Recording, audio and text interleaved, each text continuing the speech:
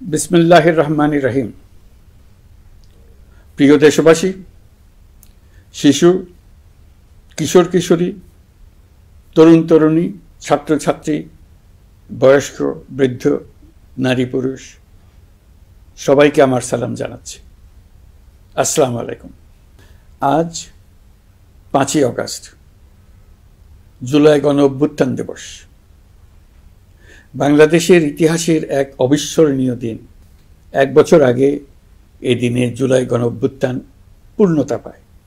দীর্ঘদিনের ফ্যাসিবাদী শাসন থেকে মুক্ত হয় প্রিয় স্বদেশ। গত বছরের জুনে আদালতের একটি রায়ে সরকারি চাকরিতে কোটা পুনর্বহাল হলে দেশের তরুণ শিক্ষার্থী সমাজ বিক্ষুব্ধ হয়ে ওঠে। তাদের এই ক্ষোভ দাবানলে পরিণত হয় স্বৈরাচারের তুচ্ছ-তাচ্ছিল্যে, দমন পীড়নে, নির্বিচারে গুলিবর্ষণ, নির্মম হত্যাযজ্ঞের কারণে। স্বৈরাচারী শাসকের নির্দেশে পরিচালিত হত্যাযজ্ঞের সামনে নির্ভীক চিত্তে দাঁড়িয়েছিল এদেশের ছাত্র, শ্রমিক, জনতা। তাদের সম্মুখভাগে ছিলেন আমাদের অদম্য নারীরা। দেশকে স্বৈরাচার মুক্ত করতে অকাতরে জীবন উৎসর্গ করেছেন তাঁরা। আজকের দিনে আমি জাতির সূর্য সন্তান জুলাই শহীদদের গভীর শ্রদ্ধার সঙ্গে স্মরণ করছি। জুলাইয়ে যারা আহত হয়েছেন, চিরতরে পঙ্গু হয়েছেন, দৃষ্টি হারিয়েছেন, জাতির পক্ষ থেকে আমি তাদের প্রতি শ্রদ্ধা ও কৃতজ্ঞতা জানাচ্ছি। প্রিয় দেশবাসী, গত 1 বছরে আমরা অনেক সংকট ও সম্ভাবনার মধ্য দিয়ে পার করেছে। অনেক ঘটনা, দুর্ঘটনা আমাদের গভীরভাবে বেদনাহত করেছে। সর্বশেষ মাইলস্টোন কলেজে বিমান বিধ্বস্ত হয়ে ঝরে গেছে আমাদের কোমলমতি শিশুসহ বেশ কিছু মানুষের প্রাণ। আগুনে পুড়ে আহত হয়েছেন অনেকেই। এই ঘটনা আমাদের সবাইকে শোকস্তব্ধ করে দিয়েছে। এই দুর্ঘটনায় নিহতদের আত্মার শান্তি কামনা করছি। যারা এখনো হাসপাতালে চিকিৎসাধীন, তাদের দ্রুত আরোগ্য কামনা করছি। এই ভয়াবহ দুর্ঘটনার পর সিঙ্গাপুর, চীন, ভারত সহ কয়েকটি দেশের যে সকল চিকিৎসক এবং নার্স আহতদের সেবায় অক্লান্ত পরিশ্রম করেছেন, তাদের প্রতি কৃতজ্ঞতা জানাচ্ছি। যারা রক্ত দিয়ে আহতদের পাশে দাঁড়িয়েছেন, কৃতজ্ঞতা জানাচ্ছি তাদের প্রতিও। প্রিয় দেশবাসী, জুলাই অভ্যুত্থানের পর আমরা অনেক দূর পথ অতিক্রম করে এসেছি।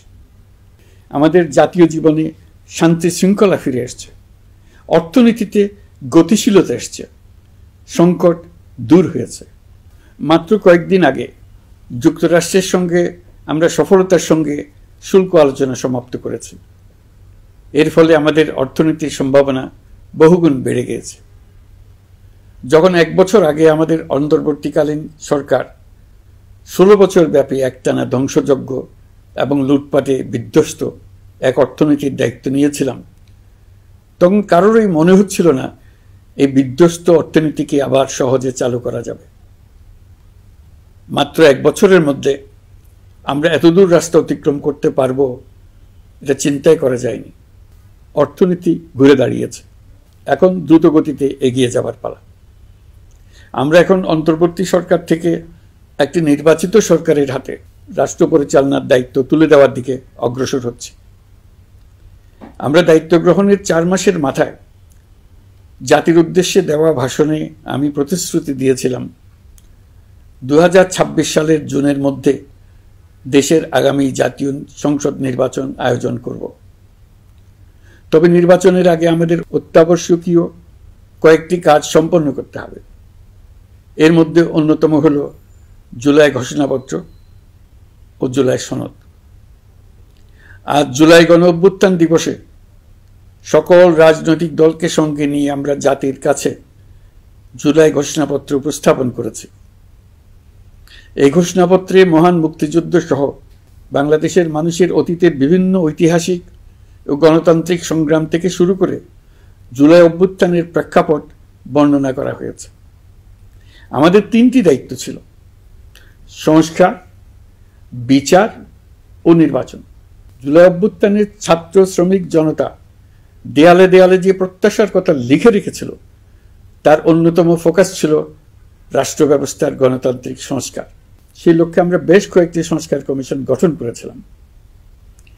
তাদের মধ্যে প্রধান প্রধান সংস্কার কমিশনগুলো যে সুপারিশ পেশ করেছে সেগুলোর মধ্যে স্বল্প সময়ের মধ্যে আশু বাস্তবায়নযোগ্য বহু সংস্কার আমরা ইতিমধ্যে সম্পন্ন করেছি। এই সংস্কারগুলোর মাধ্যমে অর্থনৈতিক খাত, বিচার ব্যবস্থা ও জনপ্রশাসনে গতিশীলতা আসবে, স্বচ্ছতা ও জবাবদিহিতা বহুলাংশে বৃদ্ধি পাবে, দুর্নীতি, অনিয়ম ও হয়রানি হ্রাস পাবে। দীর্ঘমেয়াদী সংস্কার কাজ বাস্তবায়নের লক্ষ্যে আমরা জাতীয় ঐকমত্য কমিশন গঠন করেছিলাম। এই কমিশনে 30টির অধিক রাজনৈতিক দল ও জোট স্বতঃস্ফূর্তভাবে অংশগ্রহণ করেছে, তাদের মতামত দিয়েছে। প্রাথমিক পর্যায়ে ঐকমত্য কমিশন 166টি সুপারিশ নিয়ে 30টির বেশি রাজনৈতিক দলের সঙ্গে প্রায় 2 মাস ধরে দলগত ও জোটগতভাবে আলোচনা করেছিল। এই প্রক্রিয়ায় যেসব বিষয়ে রাজনৈতিক দলগুলোর মধ্যে ঐকমত্য প্রতিষ্ঠিত হয়েছিল সেগুলো বাদ দিয়ে কমিশনের পক্ষ থেকে 19টি মৌলিক সংস্কারের বিষয় চিহ্নিত করা হয়। দ্বিতীয় পর্যায়ে 23 দিন ধরে আলোচনা শেষে 19টি বিষয়ের বেশিরভাগ ক্ষেত্রেই ঐকমত্য প্রতিষ্ঠা করা সম্ভব হয়েছে, যদিও কয়েকটি ক্ষেত্রে কিছু কিছু রাজনৈতিক দলের নোট অফ ডিসেন্ট রয়েছে। সংস্কারের ক্ষেত্রে আমরা আমাদের লক্ষ্যে পৌঁছাতে পেরেছি। ঐকমত্য কমিশনের পরিচালনায় দেশের সকল রাজনৈতিক দল মিলে দীর্ঘদিন ধরে প্রতিনিয়ত আলাপ আলোচনার ভিত্তিতে জুলাই সনদ চূড়ান্ত হওয়ার পর্যায়ে এসছে। জুলাই সনদ একটি ঐতিহাসিক অর্জন। এটা শুধু আমাদের রাজনৈতিক ইতিহাসে নয়, বৃহত্তর পরিমণ্ডলের রাজনৈতিক ইতিহাসেও স্মরণীয় হয়ে থাকবে। দলিল তো স্মরণীয় হয়ে থাকবেই, এটা রচনার প্রক্রিয়াও স্মরণীয় হয়ে থাকবে। এই দলিল প্রণয়নের জন্য আমি সকল রাজনৈতিক দলের নেতৃবৃন্দকে এবং ঐকমত্য কমিশনের সদস্যবৃন্দকে, বিশেষ করে এই উদ্যোগের নেতৃত্ব দানকারী প্রফেসর আলী রিয়াজকে জাতির পক্ষ থেকে অশেষ কৃতজ্ঞতা ও ধন্যবাদ জানাচ্ছি। রাজনৈতিক দলের প্রতিনিধিরা অত্যন্ত সৌহার্দ্যপূর্ণ পরিবেশে আলোচনায় অংশ নিয়েছেন। মতপার্থক্য থাকা সত্ত্বেও সকল রাজনৈতিক দলের মধ্যে ঐকমত্য তৈরির চেষ্টা ছিল। আমরা আশা করছি এই ঐকমত্যের ভিত্তিতে অচিরে রাজনৈতিক দলগুলি জুলাই সনদে স্বাক্ষর করবে এবং এর বাস্তবায়নেও ঐকমত্যে পৌঁছাবে। জুলাই সনদ বাংলাদেশে সুষ্ঠুভাবে ক্ষমতা হস্তান্তর, জবাবদিহিমূলক রাষ্ট্রীয় প্রতিষ্ঠানগুলোর স্বাধীনতা ও সক্ষমতা, নাগরিক অধিকারের সত্যিকারের বাস্তবায়ন, রাষ্ট্রীয় সম্পদ ও সামর্থ্যের ব্যবস্থাপনা নিশ্চিত করবে। আমাদেরকে নিশ্চিত করতে হবে ভবিষ্যতের কোনো সরকারই যেন আর ফ্যাসিস্ট হয়ে উঠতে না পারে। রাষ্ট্রকে এমনভাবে মেরামত করতে হবে যাতে কখনো কোথাও ফ্যাসিবাদের লক্ষণ পাওয়া গেলেই সেটিকে যেন তাৎক্ষণিকভাবে সেখানেই নির্মূল করা যায়, আর যেন 16 বছরের জন্য অপেক্ষা করতে না হয়, বহু মানুষকে প্রাণ দিতে না হয়, আমাদের যেন আরেকটি গণ অভ্যুত্থানের প্রয়োজন না হয়। জুলাই আগস্টের মানবতা বিরোধী অপরাধ মামলায় বিচার কাজ দৃঢ়ভাবে এগিয়ে চলেছে। বিচারের আনুষ্ঠানিক শুনানি পর্বও শুরু হয়েছে। ইতিহাসের নির্মম হত্যাযজ্ঞে যারা জড়িত তাদের বিচার এদেশের মাটিতে হবেই। বিচার প্রক্রিয়া ও এর ফলাফল ক্রমান্বয়ে মানুষের কাছে প্রকাশিত হতে থাকবে। বিচারের পুরো প্রক্রিয়া দেশবাসীর কাছে স্বচ্ছ ও দৃশ্যমান রাখা হচ্ছে। এবার আমাদের সর্বশেষ দায়িত্ব পালনের পালা, নির্বাচন অনুষ্ঠান। আজ এই মহান দিবসে আপনাদের সামনে এই বক্তব্য রাখার পর থেকেই আমরা আমাদের সর্বশেষ এবং সবচাইতে গুরুত্বপূর্ণ অধ্যায়ে প্রবেশ করব। আমরা এবার একটা নির্বাচিত সরকারের কাছে দায়িত্ব হস্তান্তরের প্রক্রিয়া শুরু করব। অন্তর্বর্তী সরকারের পক্ষ থেকে আমি প্রধান নির্বাচন কমিশনারের কাছে চিঠি পাঠাব যেন নির্বাচন কমিশন আগামী রমজানের আগে 2026 সালের ফেব্রুয়ারি মাসে জাতীয় নির্বাচন অনুষ্ঠানের আয়োজন করেন। আপনারা সকলেই দোয়া করবেন যেন সুন্দরভাবে নির্বাচন অনুষ্ঠান করে এদেশের সকল নাগরিক একটি নতুন বাংলাদেশ গড়ার কাজে সফলভাবে এগিয়ে যেতে পারে। আমরা সরকারের পক্ষ থেকে এই নির্বাচন যাতে সুষ্ঠু, শান্তিপূর্ণ এবং উৎসবমুখরভাবে সম্পন্ন করা যায় সেই জন্য সকল প্রকার সাহায্য সহযোগিতা প্রদান করব। এবারের নির্বাচন যেন আনন্দ উৎসবের দিক থেকে, শান্তি শৃঙ্খলার দিক থেকে, ভোটার উপস্থিতির দিক থেকে, সৌহার্দ্য ও আন্তরিকতার দিক থেকে দেশের ইতিহাসে স্মরণীয় হয়ে থাকে। সেই জন্য সকল আয়োজন সম্পন্ন করতে আগামীকাল থেকে আমরা সকলেই মানসিক প্রস্তুতি ও প্রাতিষ্ঠানিক আয়োজন শুরু করব। নির্বাচনে ভোটারদের সম্পর্কে দুই একটা কথা বলতে চাই।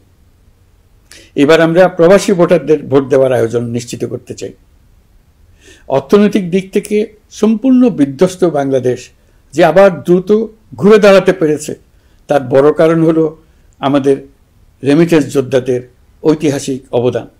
নির্বাচনে তাদের অংশগ্রহণ নিশ্চিত করার জন্য নির্বাচন কমিশন প্রস্তুতি নিচ্ছে। নারী ভোটাররা যেন দেশের সর্বত্র নির্দ্বিধায় আনন্দোৎসাহ সহকারে তাদের ভোট দিতে পারে এটা নিশ্চিত করতে চাই। এবার যেন কেন্দ্রে কেন্দ্রে নারী ভোটারদের ঢল নামে, আমরা সেই লক্ষ্যে সমস্ত ব্যবস্থা গ্রহণ করব। দেশের মানুষের ভোটাধিকার কেড়ে নেবার কারণে গত 15 বছর ধরে নাগরিকবৃন্দ ভোট দিতে পারেনি। এবারের নির্বাচনে আমরা আমাদের বকেয়া আনন্দ সহ মহা আনন্দে ভোট দিতে চাই। এবারের নির্বাচনে জীবনে প্রথমবার ভোট দিতে যাবে এরকম ভোটাররা নানা উৎসবের মধ্য দিয়ে ভোট কেন্দ্রে যাবে, তাদের এই দিনটি স্মরণীয় করে রাখার জন্য। এর মধ্যে নতুন নারী ভোটার থাকবে, নতুন পুরুষ ভোটার থাকবে, এর মধ্যে এমন ভোটার থাকবে যারা 15 বছর আগে থেকেই ভোট দিতে পারত কিন্তু জীবনে একবারও ভোট দিতে পারেনি। এর মধ্যে আসবে যারা 10 বছর আগে, 5 বছর আগে ভোট দিতে পারত কিন্তু পারেনি। আর আসবে ভাগ্যবান ও ভাগ্যবতীর দল যারা এই প্রথমবার ভোটার হওয়ার যোগ্যতা লাভ করলো এবং সঙ্গে সঙ্গে ভোট দেওয়ার সুযোগও পেয়ে গেল। নির্বাচনের দিনকে আমরা ঈদের উৎসবের মতো করতে চাই। এবারের ভোটের আনন্দ থাকবে সবার মধ্যে। আপনারা সবাই বাচ্চা কাচ্চাদের নিয়ে ভোট কেন্দ্রে যাবেন। নাগরিক অধিকার প্রয়োগের মহা আনন্দ পরবর্তী বংশধরদের কাছে তুলে ধরার জন্য এখন থেকে প্রতিদিন আলাপ আলোচনা করুন। আপনার এলাকায় ভোটদান ব্যবস্থা কেমন হলে সুন্দর হয়, কেমন হলে আনন্দমুখর হয়, সেটা আগে থেকে ঠিক করার জন্য। নতুন বাংলাদেশ গড়ার কাজের ভিত্তি রচনা হবে এবারের নির্বাচনে। তার জন্য প্রস্তুতি নিন। প্রিয় দেশবাসী, দেশের ইতিহাসে এখন পর্যন্ত যতগুলো বড় সংঘাত, সহিংসতার ঘটনা ঘটেছে তার সবগুলোর নেপথ্য কারণ ছিল ত্রুটিপূর্ণ নির্বাচন। ত্রুটিপূর্ণ নির্বাচনের মধ্য দিয়ে কোনো দল যদি গায়ের জোরে নির্বাচিত হয়ে ক্ষমতায় আসে তার চূড়ান্ত পরিণতি কি তার জুলাই অভ্যুত্থান আমাদের দেখিয়ে দিয়েছে। আমরা ইতিহাসের কলঙ্কিত কোনো অধ্যায়ের পুনরাবৃত্তি আর করতে চাই না। আপনারা প্রত্যেকেই অবগত আছেন, একটা গোষ্ঠী নির্বাচনকে বাধাগ্রস্ত করার জন্য উন্মুখ হয়ে আছে। তারা দেশের গণতান্ত্রিক অগ্রযাত্রাকে ব্যাহত করতে দেশের বাইরে বসে ভেতরে থেকে নানা অপচেষ্টায় লিপ্ত রয়েছে।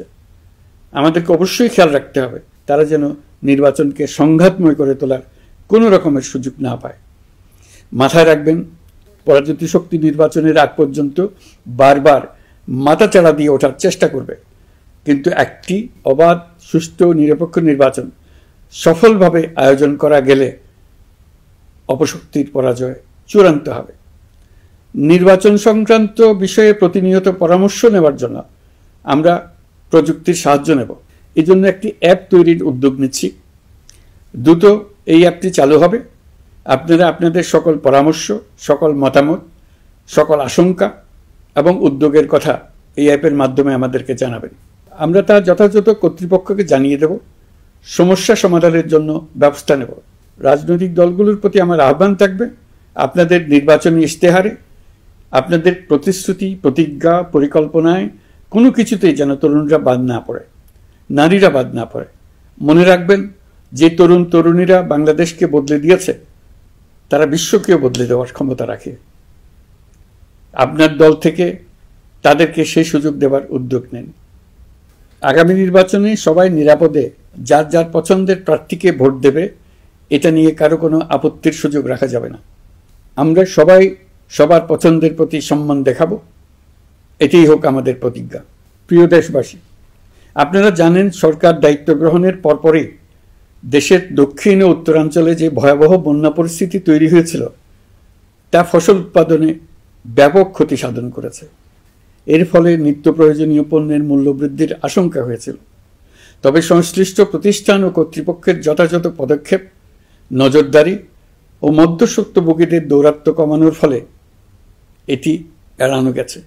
বিশেষ করে এবছরের পবিত্র মাহে রমজান মাস থেকে শুরু করে এখন পর্যন্ত বাজার পরিস্থিতি স্থিতিশীল রয়েছে। মূল্যস্ফীতির নিয়ন্ত্রণ ছিল আমাদের জন্য সবচেয়ে বড় চ্যালেঞ্জ। ভঙ্গুর অর্থনীতি ও বন্যার কারণে খাদ্য মূল্যস্ফীতি হয়েছিল প্রায় 14%। এখন সেটা অর্ধেকে নেমে আসছে। আমরা আশা করছি ডিসেম্বরের মধ্যে এটা 6% নেমে আসবে। এই জুন মাসে দেশের সার্বিক মূল্যস্ফীতি কমে 8.48% হয়েছে, যা বিগত 35 মাসের মধ্যে সর্বনিম্ন। এই নিয়ে 4 মাস ধরে সার্বিক মূল্যস্ফীতি ক্রমান্বয়ে কমেছে। বর্তমান অন্তর্বর্তীকালীন সরকারের প্রতি প্রবাসীদের অসীম আস্থার ফলে মুদ্রাবাজারেও স্থিতিশীলতা ফিরে এসছে। গত অর্থ বছরে ব্যাংকিং চ্যানেলে রেকর্ড $3033 কোটি প্রবাসী আয় দেশে এসছে। রপ্তানি আয়ে প্রায় 9% প্রবৃদ্ধি হয়েছে। এর ফলে টাকা শক্তিশালী হয়েছে। অনেক বছর পর ডলারের বিপরীতে টাকার মান বাড়ছে। গত 11 মাসে বৈদেশিক পাওনাদারদের পাওনা সুদ ও আসল বাবদ $4 বিলিয়ন অর্থাৎ $400 কোটি অর্থ পরিশোধ করা হয়েছে, যা এ যাবৎকালের সর্বোচ্চ। আগের বকেয়া আদায় পরিশোধের পরও বৈদেশিক মুদ্রার রিজার্ভ বাড়ছে। আগামীতে এই ধারা বজায় থাকবে বলে আমরা আশা করি। বিদেশি বিনিয়োগ বৃদ্ধিতে বিভিন্ন উদ্যোগ নেওয়ার ফলে এই বছরের প্রথম 3 মাসে বিদেশি বিনিয়োগ এসছে $10,500 কোটি। গত বছরের একই সময়ের তুলনায় এটা দ্বিগুণেরও বেশি। আর অক্টোবর থেকে হিসাব করলে 6 মাসে ফরেন ডাইরেক্ট ইনভেস্টমেন্ট এসছে $16,500 কোটি, যা গত সরকারের আমলের শেষ 6 মাসের তুলনায় দ্বিগুণ। কর্মসংস্থান সৃষ্টি অন্তর্বর্তীকালীন সরকারের অন্যতম বড় লক্ষ্য। সম্প্রতি হংকং ভিত্তিক শিল্পগোষ্ঠী হান্ডা বাংলাদেশের বস্ত্র ও তৈরি পোশাক খাতে $250 মিলিয়ন বিনিয়োগের প্রতিশ্রুতি নিয়ে এসছে, যা এই খাতে চীনা কোনো কোম্পানির একক সর্বোচ্চ বিনিয়োগ। তাদের এই বিনিয়োগের ফলে 25,000 লোকের কর্মসংস্থান হবে। আমরা দৃঢ়ভাবে বিশ্বাস করি হান্ডার এই বিনিয়োগ আরও চীনা কোম্পানিকে এই দেশে বিনিয়োগের জন্য উৎসাহিত করবে। এর মাধ্যমে আমাদের তরুণ তরুণীদের কর্মসংস্থানের পথ খুলবে। গত 16 বছরে দেশ থেকে যে বিপুল পরিমাণ অর্থ পাচার হয়ে গিয়েছে, আমরা সেটা ফিরিয়ে আনার উদ্যোগ নিয়েছি। এই দীর্ঘ আইনি প্রক্রিয়ার জন্য সরকার নামকরা বিদেশি আইনি প্রতিষ্ঠানকে নিয়োগ দিয়েছে। যথাযথ আইনি পদক্ষেপের ফলে বিশ্বের বিভিন্ন দেশে ফেসিবাদী দুর্বৃত্তরা যে অর্থ সম্পদের পাহাড় গড়েছে তার কিছু কিছু ইতিমধ্যে জব্দ হয়েছে। এই কার্যক্রম সঠিকভাবে চালিয়ে যেতে পারলে অল্প সময়ের মধ্যে আরও কিছু ইতিবাচক ফলাফল পাওয়া যাবে বলে আমি বিশ্বাস করি। দেশের ভেঙে পড়া অর্থনীতিকে মজবুত করতে হলে আমাদের চিন্তায় মৌলিক পরিবর্তন আনতে হবে। আমি বরাবরই বলে এসেছি, এদেশের নদী ও বিশাল সমুদ্র আমাদের মূল্যবান সম্পদ। আমরা এই সম্পদকে কাজে লাগিয়ে সমান্তরালভাবে পানিভিত্তিক অর্থনীতি গড়ে তুলতে চাই। আমরা প্রায় ভুলে যাই যে বঙ্গোপসাগরের একটা অংশও আমাদের দেশ। এর পরিমাণ আমাদের মোট জমির পরিমাণের চাইতে বেশি। আমরা প্রায় সবসময় জমিভিত্তিক আমাদের অর্ধেক দেশ নিয়ে মাথা ঘামাই, বাকি পানিভিত্তিক অর্ধেক দেশকে হিসাবেই ধরি না, কারণ আমরা ওই অংশে বসবাস করি না। আমরা তো হাওর বাওরেও বসবাস করি না, তাই বলে তো তাকে হিসাবের বাইরে রাখেন। এখন থেকে আমাদের অংশের বঙ্গোপসাগরকে আমরা আমাদের দেশের মূল্যবান অংশ, এই কথা সবসময় মাথায় রেখে অগ্রসর হব। এই অংশের পানির উপর দিয়ে দেশ বিদেশের সঙ্গে আমরা বাণিজ্য করব। তার মাধ্যমে আমরা পুরো পৃথিবীকে আমাদের প্রতিবেশী বানাবো।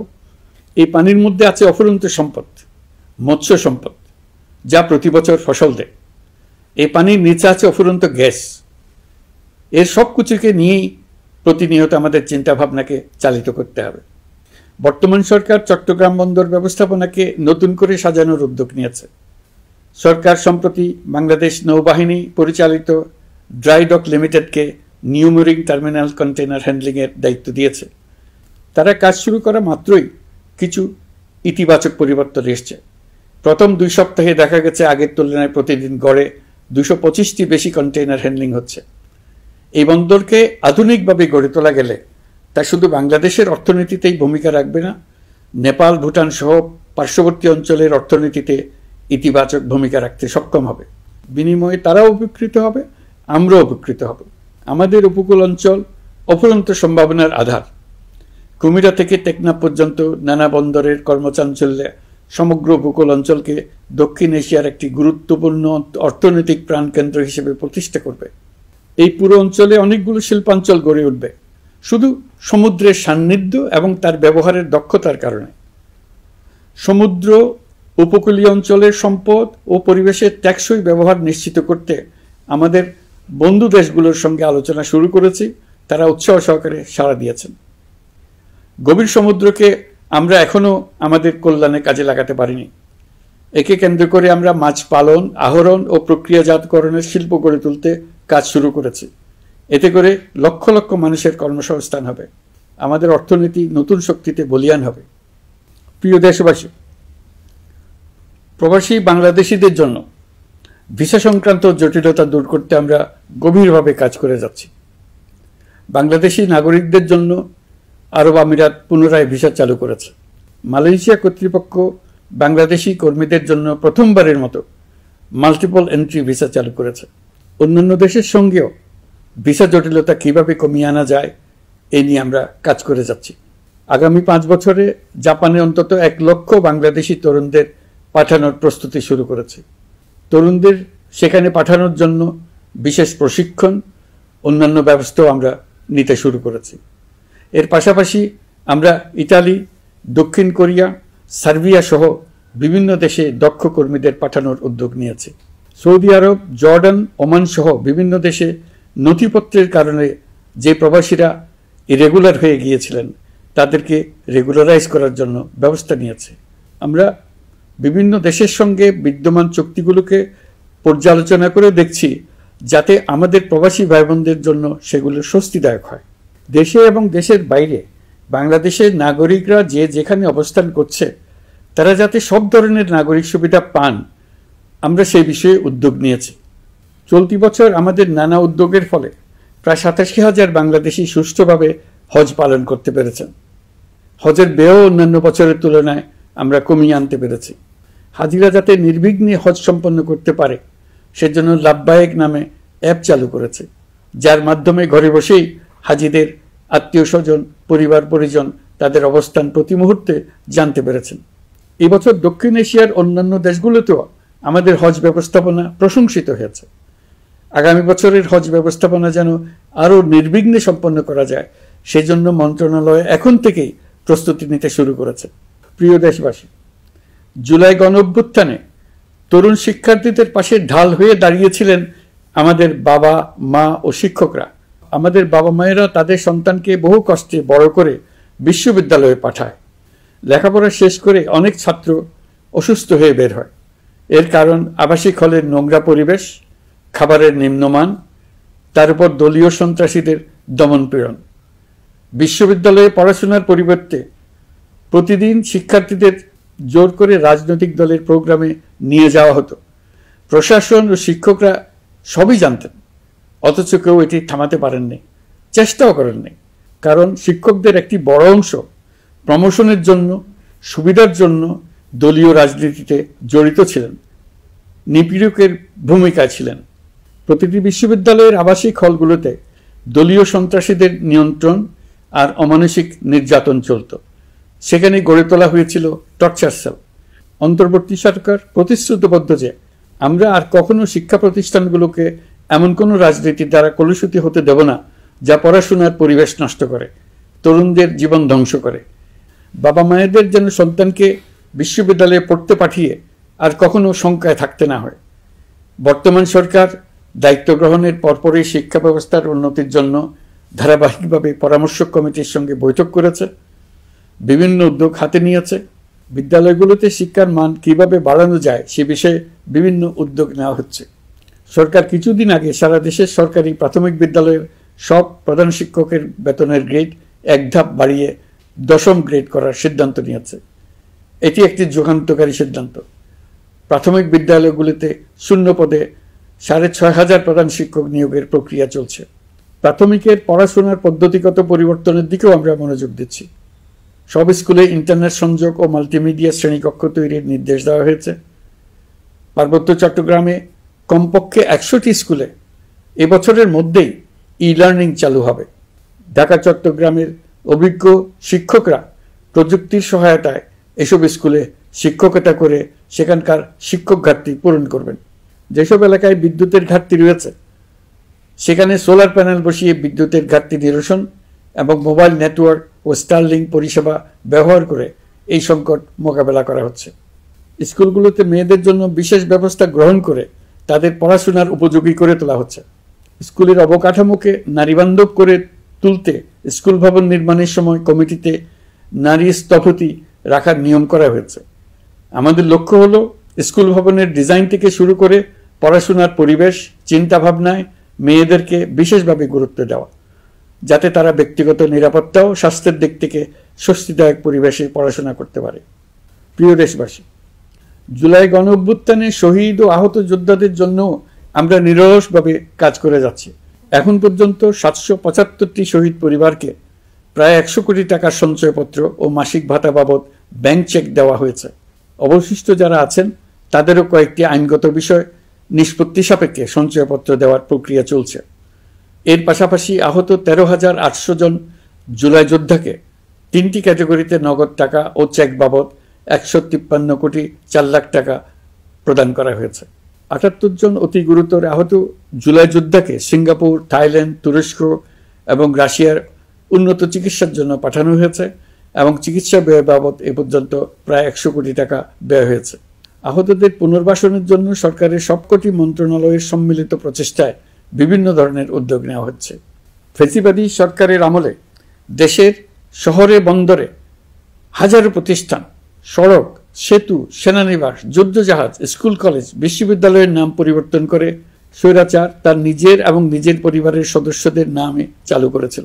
আমরা সব নাম পরিবর্তন করে আগের নাম বা মানানসই নাম করে দিয়েছি। প্রিয় দেশবাসী, অন্তর্বর্তীকালীন সরকার এমন এক অবস্থায় দেশের দায়িত্বভার গ্রহণ করেছিল যখন প্রতিটি গণতান্ত্রিক প্রতিষ্ঠান, অফিস, আদালত বিধ্বস্ত অবস্থায় ছিল। আমাদের প্রথম এবং প্রাথমিক কাজ ছিল এই প্রতিষ্ঠানগুলো সংস্কার এবং পুনর্নির্মাণে হাত দেওয়া, আইনশৃঙ্খলা বাহিনী পুনর্গঠন, অর্থনীতি পুনরুদ্ধার, আইন আদালত, নির্বাচন কমিশন সহ যাবতীয় গণতান্ত্রিক প্রতিষ্ঠানকে সচল করা এবং নাগরিকদের নিকট দায়বদ্ধ করে তোলা। রক্তাক্ত জুলাই ছিল স্বৈরাচারের বিরুদ্ধে তরুণদের পুঞ্জীবিত ক্ষোভের বহিঃপ্রকাশ। 16 বছর ধরে সরকারের স্বৈরাচারী আচরণের বিরোধিতা করে যতগুলো আন্দোলন হয়েছে প্রতিটিতেই দলীয় সন্ত্রাসীরা অস্ত্র হাতে আন্দোলনকারীদের আক্রমণ করেছে। প্রতিটি আন্দোলনকেই দমন করার জন্য দলীয় সন্ত্রাসীরা সর্বোচ্চ আঘাত করেছে, যেখানে আইনশৃঙ্খলা বাহিনীকেও অংশ নিতে নির্দেশ দেওয়া হয়েছে অথবা দাঁড়িয়ে দর্শকের ভূমিকায় থাকতে বলা হয়েছে। একটি স্বাধীন বিচার বিভাগের জন্য অন্তর্বর্তী সরকার সংস্কার কাজ হাতে নিয়েছে। বিচার বিভাগীয় সংস্কার কমিশনের প্রস্তাবনা অনুযায়ী সুপ্রিম কোর্ট বিচারক নিয়োগ সহ যে সকল কাজ এই সরকার স্বল্প সময়ের মধ্যে করে যেতে পারবে সে সকল কাজের অধিকাংশ ইতিমধ্যে সম্পন্ন করা হয়ে গেছে, বাকি কাজ চলমান রয়েছে। স্বৈরাচার আমলে দলীয় বাহিনীতে পরিণত হওয়া ভঙ্গুর আইনশৃঙ্খলা বাহিনীকে নতুন করে গড়ে তোলার জন্য আমরা সর্বোচ্চ ব্যবস্থা নিয়েছি।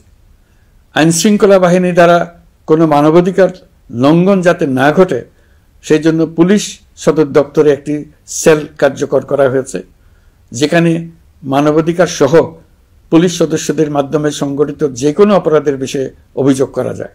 এই সমস্ত সেল অন্যান্য আইন প্রয়োগকারী সংস্থার প্রধান কার্যালয়ও স্থাপন করা হচ্ছে। আসামিদের জিজ্ঞাসাবাদ হবে স্বচ্ছ কাচের ঘরে। হাজতখানায় বন্দীদের মানবিক সেবা নিশ্চিত করা হবে। অভিযান পরিচালনার সময় পুলিশ যেন জিপিএস ট্র্যাকিং সিস্টেম ডিভাইস সহ বডি ক্যামেরা পরিধান করেন তা নিশ্চিত করা হবে। পুলিশ যেন আর কখনোই কোনো আন্দোলন দমনে প্রাণঘাতী অস্ত্র ব্যবহার করতে না পারে সেই ব্যবস্থা নেওয়া হয়েছে। বেআইনি সমাবেশে বল প্রয়োগের ক্ষেত্রে জাতিসংঘের স্বীকৃত 5টি ধাপ অনুযায়ী পুলিশ সদস্যদের প্রশিক্ষণ দেওয়া হচ্ছে। সব মিলিয়ে স্বরাষ্ট্র মন্ত্রণালয়ের পুলিশ সংস্কার কমিশনের প্রস্তাব অনুযায়ী 16টি সংস্কার কাজ সম্পন্ন হয়েছে। আরও 43টি সংস্কার কাজ সমাপ্ত হওয়ার পথে। দেওয়ানি আইন, নারী ও শিশু নির্যাতন দমন আইন সহ বিভিন্ন আইনগত সংস্কার সম্পন্ন হয়েছে। সম্প্রতি সরকার ফৌজদারি কার্যবিধি সংশোধন অধ্যাদেশ 2025 অনুমোদন করেছে। এর ফলে এখন থেকে কোনো ব্যক্তিকে আটকের পর 12 ঘন্টার মধ্যে যত দ্রুত সম্ভব পরিবারকে জানাতে হবে। আটককৃত ব্যক্তিকে আইনজীবীর সঙ্গে সাক্ষাতের সুযোগ দিতে হবে। গ্রেপ্তারকৃত ব্যক্তি রিমান্ডের পর অসুস্থ বা আহত হলে তাকে ডাক্তার কর্তৃক পরীক্ষা করতে হবে এবং আঘাতের কারণ নিশ্চিত হতে হবে। তার প্রয়োজনীয় চিকিৎসা দিতে হবে। এক্ষেত্রে পুলিশের দায় থাকলে আইনি ব্যবস্থা নেওয়ার বিধান যুক্ত করা হয়েছে। এই আইনের ফলে গ্রেফতার ও আটক নিয়ে মানুষের হয়রানি অনেক কমে আসবে। পুলিশের জবাবদিহিতা বাড়বে এবং বিচারের কাজ দ্রুততর হবে। পুলিশ সংস্কার কমিশনের সুপারিশ ছিল কোনো ব্যক্তি থানায় জিডি করতে গেলে অবশ্যই তা গ্রহণ করতে হবে। জিডি গ্রহণ করা ছাড়া থানা থেকে কোনো ব্যক্তিকে ফিরিয়ে দেওয়া যাবে না। এই সুপারিশের ভিত্তিতে সরকার সিদ্ধান্ত নিয়েছে দেশের সব থানায় অনলাইনে জিডি করা যাবে। এখন থানায় জিডি না নেওয়ার আর কোনো অভিযোগ থাকবে না। গণতান্ত্রিক চর্চার অন্যতম প্রধান শর্ত গণমাধ্যমের স্বাধীনতা। অতীত ইতিহাসের দিকে তাকালে দেখা যায় মুক্ত সাংবাদিকতার ক্ষেত্রে প্রথম এবং সবচেয়ে বড় বাধা হিসেবে কাজ করেছে সরকার। অন্তর্বর্তী সরকার এইসব বাধা অপসারণে বিভিন্ন উদ্যোগ নিয়েছে। আমরা সমালোচনাকে উন্মুক্ত করে দিয়েছি। যে কেউ চাইলেই যে কোনো মাধ্যমে, সেটা মূলধারার গণমাধ্যম হোক কিংবা সামাজিক যোগাযোগ মাধ্যমেই হোক, সরকারের সমালোচনা করতে পারছেন। এমনকি রাষ্ট্রীয় গণমাধ্যমেও সরকারের সমালোচনা করা যাচ্ছে। নিকট অতীতে যা ছিল অকল্পনীয়। সাংবাদিকদের জবাবদিহিতা নিশ্চিত করার জন্য সরকার ইতিমধ্যে প্রেস কাউন্সিল পুনর্গঠন করেছে। আপনারা জানেন, সামাজিক যোগাযোগ মাধ্যমে প্রতিদিন বিপুল পরিমাণ গুজব ও অপতথ্য ছড়িয়ে পড়ছে। দেশকে অস্থিতিশীল করতে হাতিয়ারে পরিণত হয়েছে গুজব। অপতথ্য মোকাবেলা করার জন্য সাংবাদিকদের সক্ষমতা বাড়াতে বিভিন্ন ধরনের প্রশিক্ষণের ব্যবস্থা নেওয়া হচ্ছে। স্বৈরাচারী সরকার আমলে সাংবাদিকতার ক্ষেত্রে বড় বাধা ছিল ডিজিটাল নিরাপত্তা আইন, যা পরে সাইবার নিরাপত্তা আইন রূপে আবির্ভূত হয়েছিল। আমরা এই আইনটি বাতিল করেছি। এই আইনের অধীনে সাংবাদিকদের বিরুদ্ধে করা সব মামলা বাতিল করা হয়েছে। সংবাদ মাধ্যমের স্বাধীনতা নিশ্চিতকরণে এটি একটি বড় অগ্রগতি। নতুন যে আইন প্রণীত হয়েছে তাতে আগের আইনের নিবর্তনমূলক 9টি ধারা বাদ দেওয়া হয়েছে। আগের আইনের আওতায় করা 95% মামলায় এসব ধারায়। আমরা বিশ্বাস করি নতুন আইন প্রণয়নের পর সাংবাদিকদের আইনি হয়রানি বন্ধ হবে। গত বছর মানুষের প্রতিবাদকে স্তব্ধ করে দিতে ফ্যাসিবাদী সরকার ইন্টারনেট বন্ধ করে দিয়েছিল, যাতে গোপনে তারা দমন নিপীড়ন হত্যাকাণ্ড চালাতে পারে। অন্তর্বর্তী সরকার সাইবার সুরক্ষা আইন সংশোধন করে নতুন অধ্যাদেশে প্রথমবারের মতো ইন্টারনেটকে মৌলিক অধিকার হিসেবে অন্তর্ভুক্ত করেছে। সম্প্রতি আন্তর্জাতিক bandwidth real time internet traffic পরিবহনে 4 টেরাবাইট সেকেন্ডের মাইলফলক অতিক্রম করেছে বাংলাদেশ সাবমেরিন কেবলস পিএলসি। বাংলাদেশে ইন্টারনেট সেবার মান ভালো করতে সরকারের পক্ষ থেকে সর্বোচ্চ উদ্যোগ নেওয়া হয়েছে। প্রিয় দেশবাসী, আপনাদের আহ্বানে একটি ঐতিহাসিক সন্ধিক্ষণে আমরা দায়িত্বভার গ্রহণ করেছিলাম। জুলাই অভ্যুত্থানে সৃষ্ট নতুন বাংলাদেশের যে অভূতপূর্ব সম্ভাবনা জাগ্রত হয়েছে, তাকে এগিয়ে নিতে আপনারা আমাদেরকে দায়িত্ব দিয়েছিলেন। গত 12 মাস ধরে আপনাদের সবাইকে সাথে নিয়ে জুলাইয়ের দাবি পূরণের চেষ্টা করে যাচ্ছি। আসুন আজ জুলাই গণ অভ্যুত্থান দিবসে প্রতিজ্ঞাবদ্ধ হই এই জাতিকে আমরা আর কখনো বিভক্ত হতে দেব না। আমরা সকল নাগরিকের প্রতি মর্যাদাশীল থাকব, তিনি যেই পরিচয়েরই হন না কেন। আমরা দৈনন্দিন জীবনে নানা ঘাত প্রতিঘাতে সাময়িকভাবে যদি পথভ্রষ্ট হয়েও পড়ি, প্রতি বছর জুলাই আমাদেরকে নতুন করে ঐক্যবদ্ধ হতে শক্তি যোগাবে। জুলাই তরুণদের উসিলায় জাতির আত্ম আবিষ্কারের মাস, ভুল ভ্রান্তি শুধরে নেবার মাস, গর্তে পড়ে যাওয়ার প্রবণতা থেকে নিজেদেরকে রক্ষা করার মাস। জুলাই গ্রামে গঞ্জে, সরকারি বেসরকারি স্কুল কলেজে, বিশ্ববিদ্যালয়ে ফসলের মাঠে, ঘরে বাড়িতে কিশোর কিশোরী, তরুণ তরুণীদের কাছ থেকে তাদের আকাঙ্ক্ষাগুলো জেনে নেওয়ার মাস। নির্বাচন আসছে। যদি আপনি আপনার নির্বাচনী এলাকা থেকে দূরে বসবাস করেন, তবে এখন থেকে নিয়মিত নির্বাচনী এলাকা পরিদর্শন করুন, যাতে সেরা ব্যক্তিকে নির্বাচিত করতে আপনি প্রস্তুত হতে পারেন। যাদের তাজা রক্তের বিনিময়ে আমরা আমাদের এই অতি মূল্যবান অধিকার ফিরে পেলাম, ভোটটা দেওয়ার আগ মুহূর্তে যেন তাদের চেহারা আমাদের চোখে ভেসে ওঠে। ফেব্রুয়ারি বেশি দূরে নয়। নির্বাচন নিয়ে প্রস্তুতি নিতে নিতেই ভোটের দিন এসে পড়বে। বহু বছর আমরা কেউ ভোট দিতে পারিনি। এবার আমরা সবাই ভোট দেব, কেউ বাদ যাবে না। সবাই যেন বলতে পারি, নতুন বাংলাদেশ গড়ার পথে দেশকে রওনা করার জন্য আমি আমার ভোটটা দিয়েছিলাম। আমার ভোটে দেশটা সে পথে রওনা হতে পেরেছিল। জুলাই গণ অভ্যুত্থান দিবসে সকল নাগরিকের কাছে আমার আহ্বান, আসুন নতুন বাংলাদেশ গড়ার প্রথম বড় পরীক্ষায় সফলভাবে উত্তীর্ণ হই। মহান আল্লাহ আমাদের সহায় হন। আল্লাহ হাফেজ।